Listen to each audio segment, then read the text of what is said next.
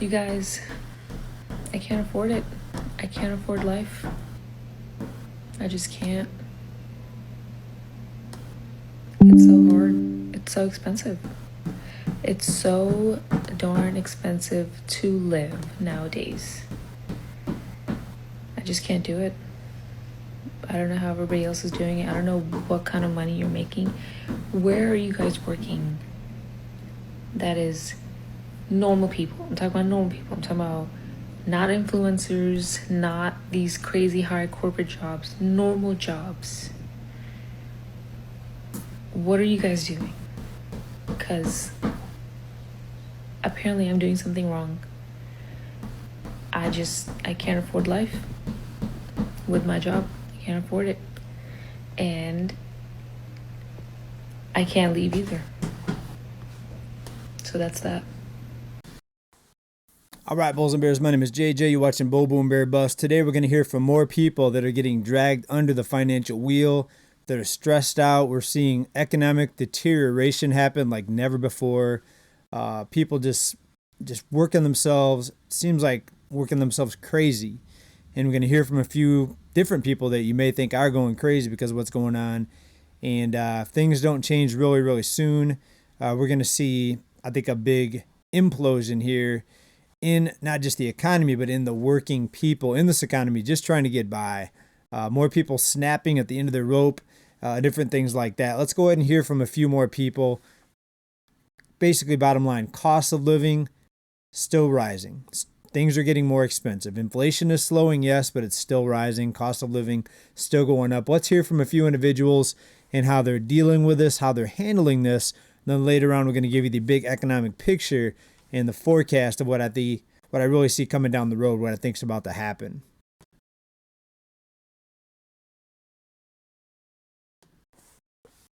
Also, people stressed out at the job, so much so that sometimes having a job is more stressful than being unemployed, believe it or not. All right, take a listen to this one right here.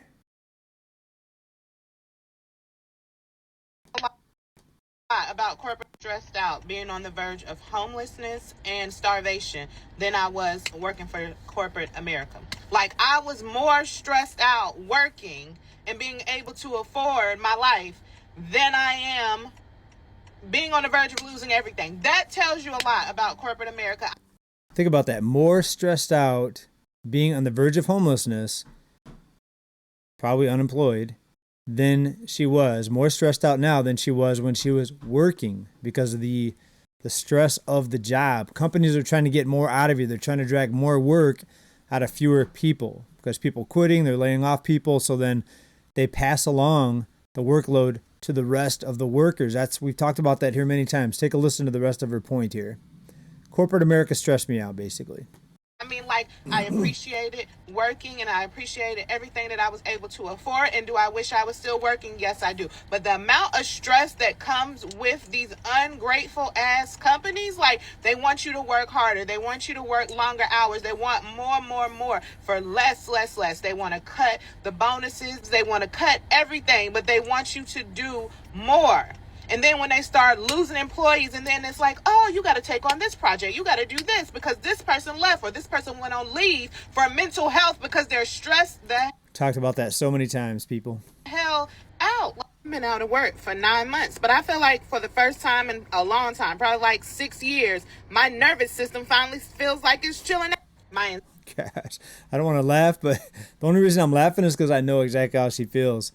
I remember being worked. What's the word? Not worked out. I remember being overworked. And I remember getting laid off and having unemployment for a while. And I was so happy. It was the happiest I ever was. Happiest I'd ever been. Anxiety has gotten better, but it's sad that I had to lose my job and possibly lose everything in order to gain my peace of mind. And if you're watching this still, somebody started me a GoFundMe. I'm not even joking. Like, somebody help your sister out. But it is just crazy, y'all. Like, it is really crazy. But it's almost easier to, like, hope that God provides and that the universe aligns so that I can eat and so that I don't lose my place to live than it is to actually work for a company that should be paying you well to do the job that they need you to do, and to not stress you the hell out and not overwork you and not mess up your mental health. Like, I know I'm not the only one out here going through this. Definitely not the only one. Look at what's happening just with mental health. I watch these police shows and they're chasing people down. These people are just out of their minds. I mean, like never before. The homelessness, people just losing their minds. And this is just part of it. I mean, there's obviously lots of other directions we can go in on this as to the reason why, but work stress, financial stress, biggest problem with the relationships. One of the biggest problems, I think, with mental health.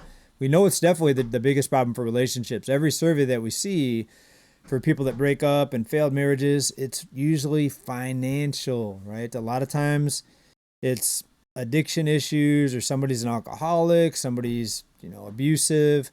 But why are people stressed out and abusive and turning to substances? A lot of times it's because of finances, folks. Right? And the screen name for that last person was Miss J for short. And I'm not doing this. I'm not showing these people to make them look bad. They're obviously out there talking about this, so they want people to see this. I'm putting this out there because if you feel like this, if you're frustrated at the cost of living, at inflation, at just how much everything costs, at life, you are not alone. If you're overworked, if you're working multiple jobs just to get by and just to hope for the next paycheck so you can pay bills again the next month, and then the next month you feel like it's just a hamster wheel of nonstop payments. You're not alone, folks. That's how most people feel. Now, they may not all say it. They may not all come out and tell you, right?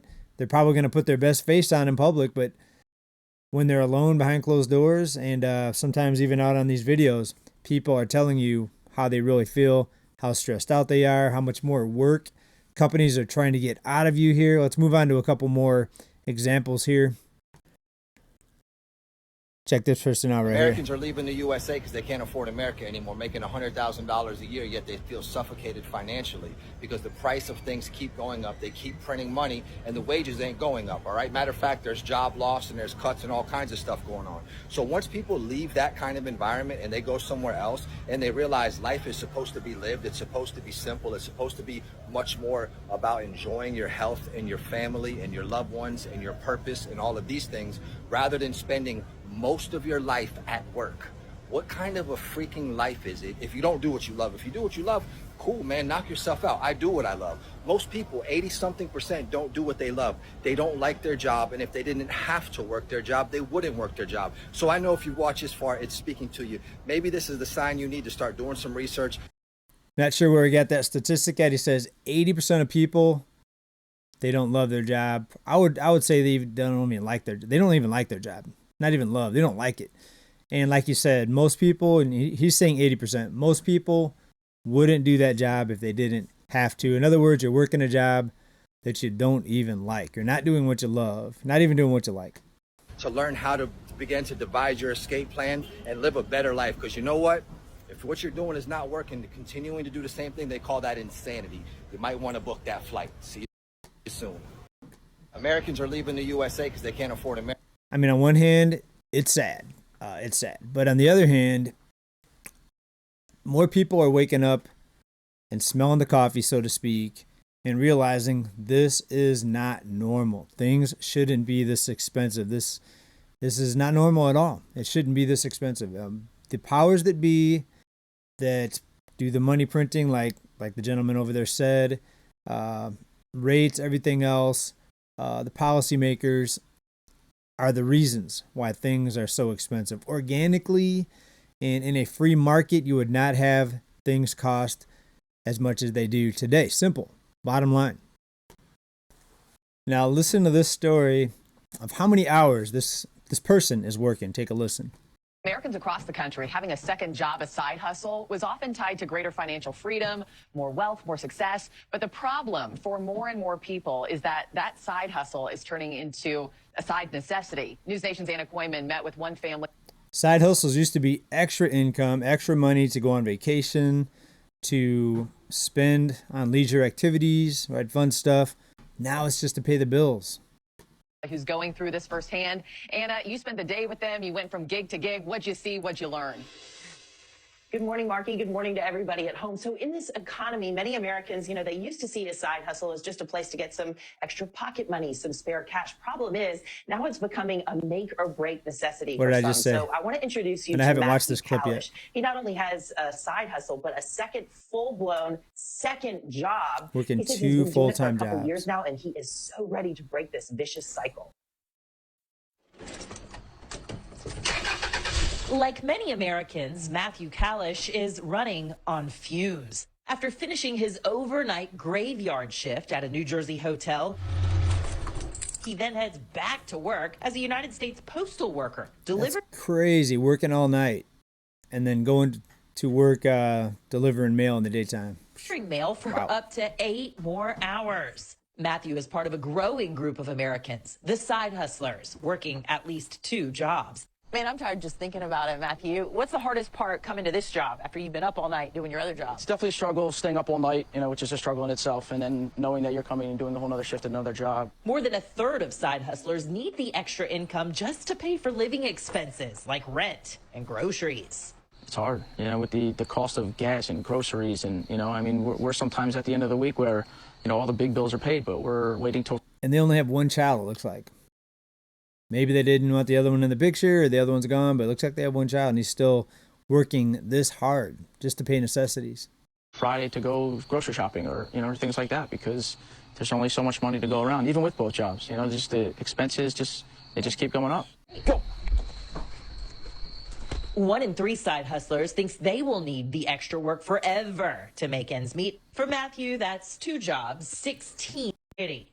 Some Americans do need a second income just to survive, and Wait, we see staff. what was that statistic? Their relationship is strained. Sometimes you feel like you're a single parent when you're not. This Relationship is strained. What did I just talk about? stress can be crippling. Nearly half of Americans have money-related anxiety. Financial related stress, folks. Nearly half of the U.S. population. It's crazy. Is there any relief on the horizon? Let's go ahead and take a look at a couple other items here. Some recent data, some recent news. Well, I managed to find some good news. All right, this is not all negative. There's some good news out there. Take a look at this. Billionaires' wealth has surged $6.5 trillion over the past decade. There you go. Good news.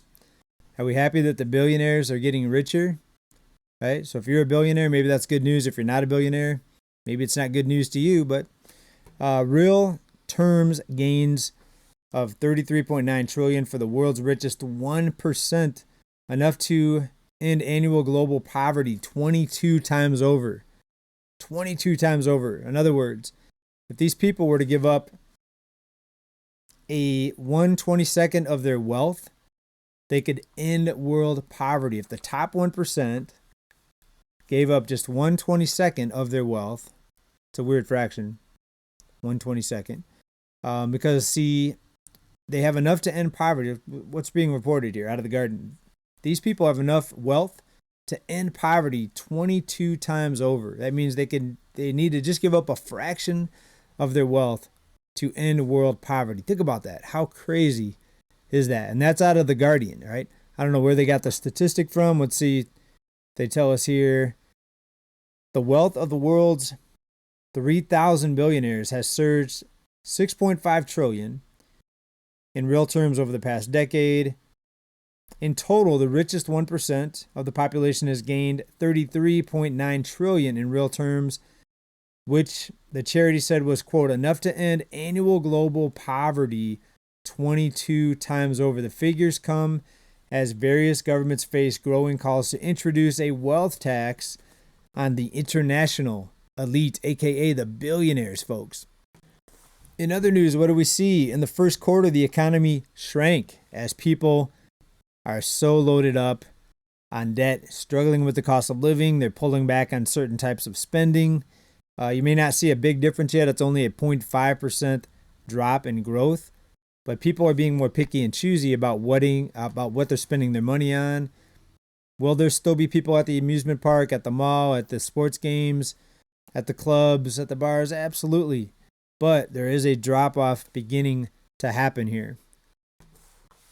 But we are starting to see a shift, and not a crash, but a shift. For example, we've got a couple areas where prices are coming down in rents. We know what's happening in Texas and Florida. Here's another recent one. Jersey City, rents dropped 16.7% year over year. They're saying that Jersey City is one of the top 5 most expensive places, but it is coming down slightly there. Up in Canada, let's go up to Toronto. We've got rents dropped to 9.4% year over year up in Toronto, folks.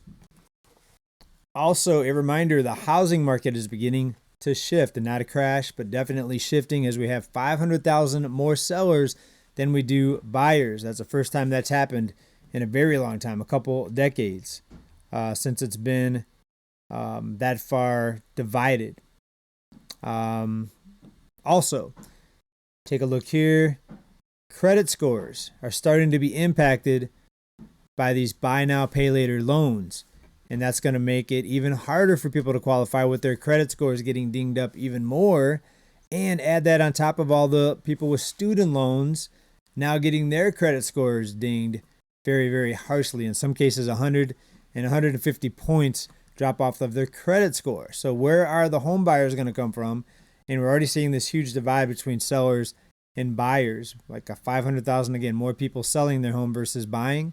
And the pool of buyers is shrinking more, and their credits, more people's credits getting dinged up. So that pool of buyers is going to continue to shrink, folks. So what do you think about these people? The stress, do you feel it?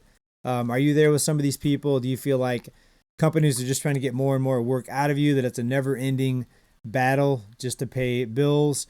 Are you working 2 jobs? Do you feel like the guy that was working the nights at the hotels and then delivering mail in the daytime, folks? Insane, folks. Where does it end? Is there any relief, or is it just going to continue to get worse?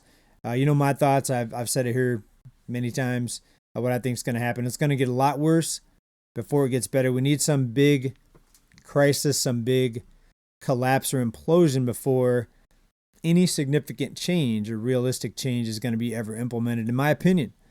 But maybe I'm wrong. Let me know what you think down in the comments. As always, keep stacking. Big love. Bye for now. Peace.